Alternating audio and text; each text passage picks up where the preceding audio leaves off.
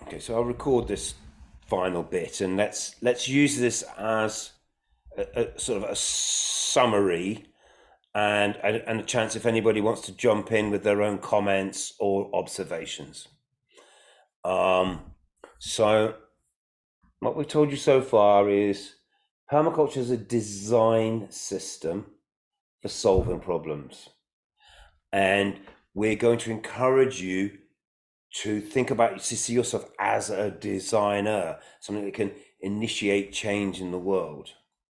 But the first kind of design that we get when we observe from nature is this idea of random assembly. Is things can just blow in on the wind, or bird droppings, or whatever, or however it might happen, and somehow nature can organize things and turn itself into a forest. And as that forest develops, it has all sorts of different niches and habitat and potential for things to come in and find niche for themselves within it. And as that system grows and develops, it becomes more complex and becomes more dynamic. It holds more carbon, holds more water, creates more yields. These are all things that in permaculture we want to learn from and to emulate.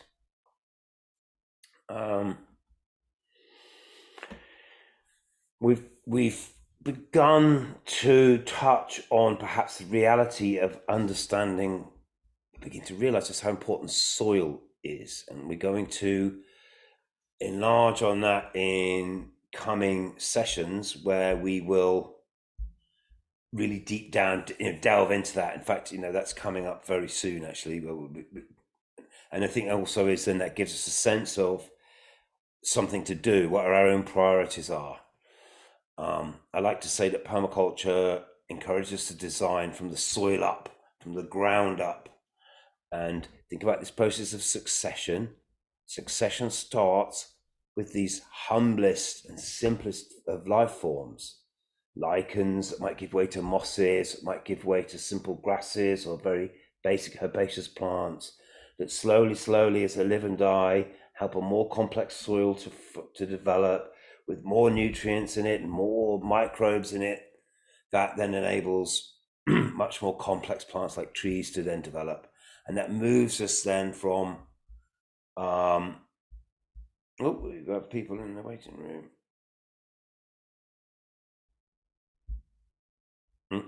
Joseph's in there twice.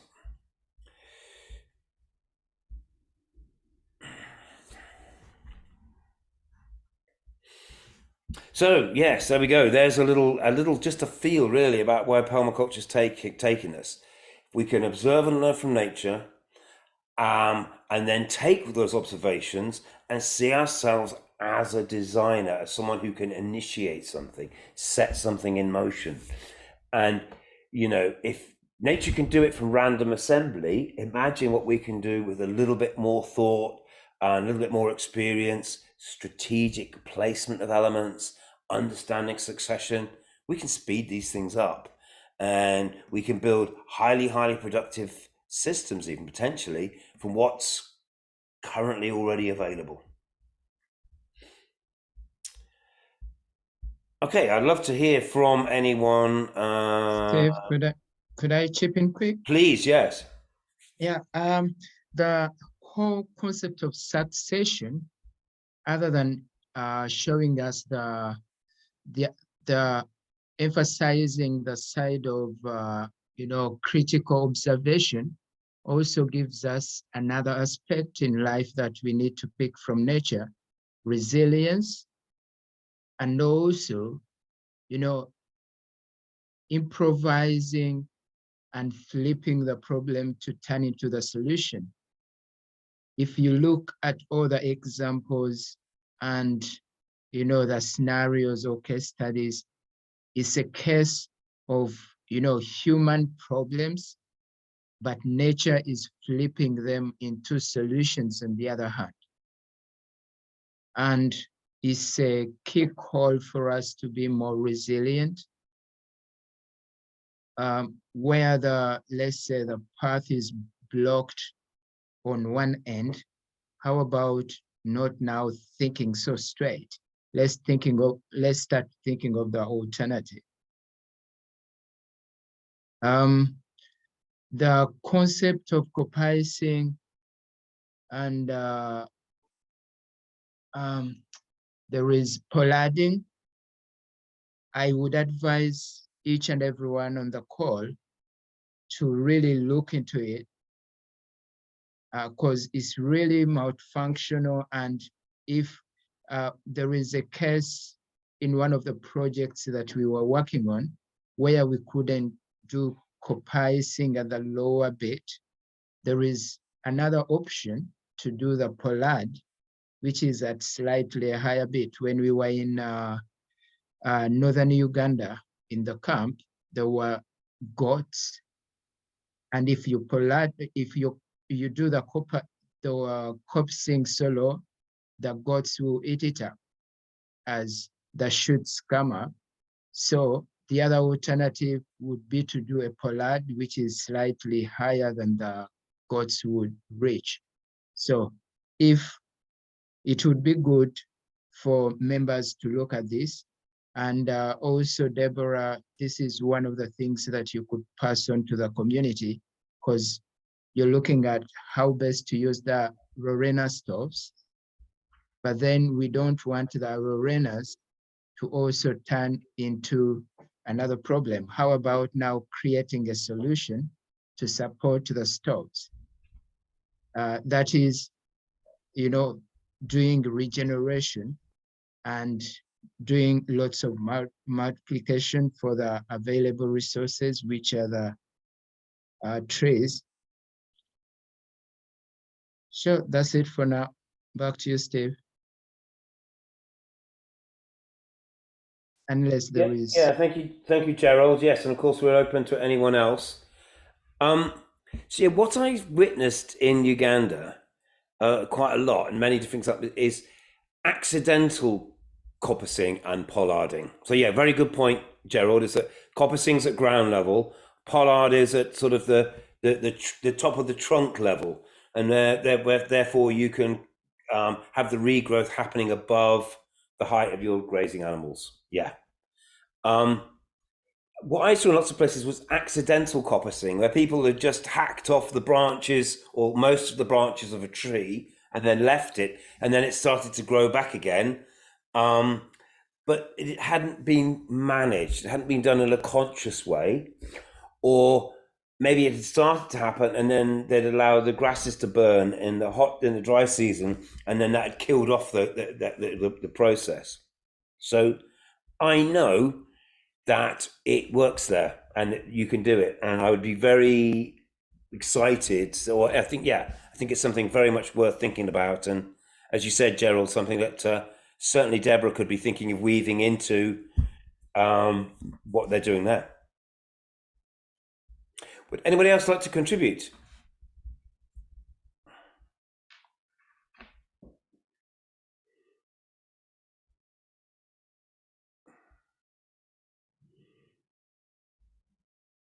Or a question?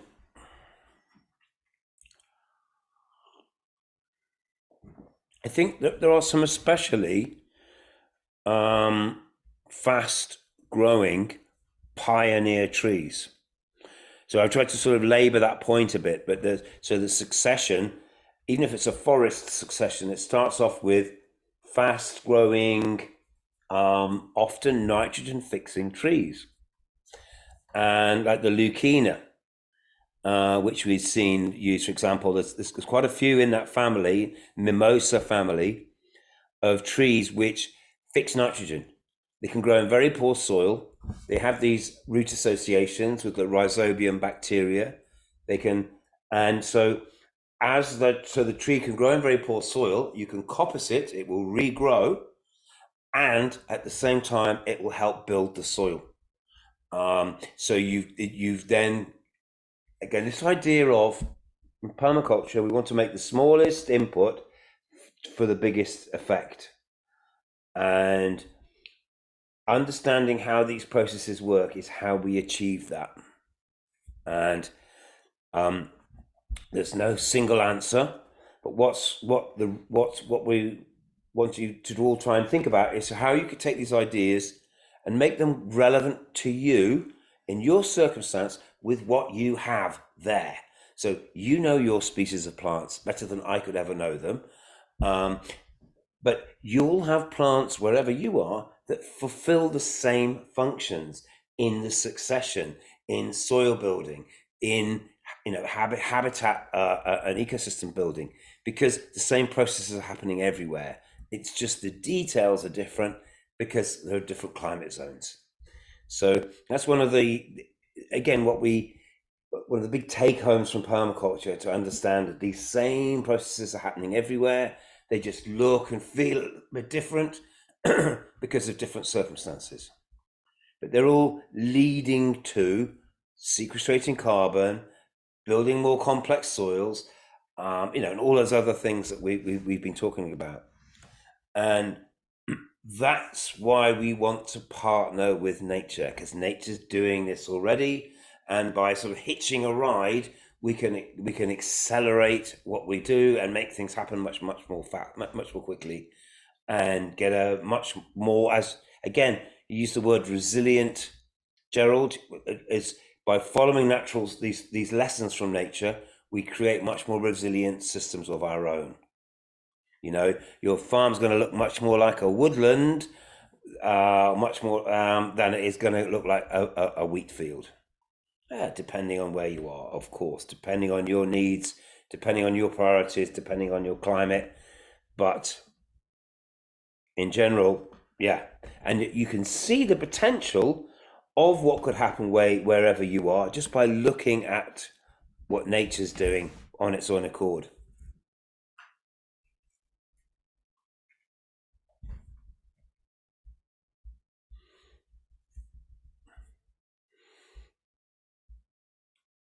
How's everyone feeling? Any more? Do you want me to carry on a bit more, or are people tired?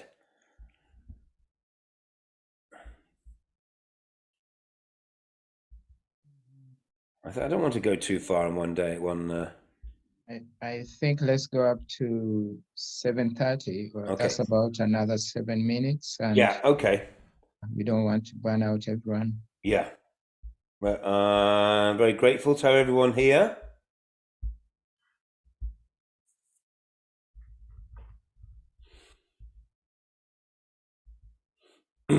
So here's the last few thoughts then. Now, I wanted to bring this on board. So chapter 2 of Bill Mollison's Permaculture Designer's Manual, and it's really on that book that this course is based. So I want to try and make sure that we're following that. Last week I talked about the design from the cover of the book, this rainbow serpent, and the first chapter is the introduction, and we've had a bit of an introduction, and the first chapter looks at the ethics, because I think we have to understand the ethics it tells us how to proceed, and in thinking about how we approach design, Bill Mollison has assembled a few ideas from different sources, and the first is sense of a statement from Buckminster Fuller, who was a physicist and a designer, and someone who thought in a very holistic way. Buckminster Fuller, and I'm not sure when he lived and died, but he's been gone a little while now. He said this: "The world teeters on the threshold of revolution. If it's a bloody revolution, it's all over." So the world teeters on the edge of what is a revolution? Fundamental change. But we have to do this peacefully. If we try and bring about it by war, we cause too much damage. So we're on the edge of a peaceful revolution and the threshold. And to see that as a change, I told you, change is inevitable. Change we have to work with. Change we have to see as a force for renewal, for reinvention. So the alternative to a bloody revolution, Buckminster Fuller tells us, is a design science revolution. We have to, so it's about design. Design science produces so much performance per unit to resource invested to take care of all human needs. Minimum effort, maximum effect. That's what Bill Mollison said, that principle. Minimum effort, maximum effect. Design science means that we increase the performance per unit to resource invested to take care of all human needs.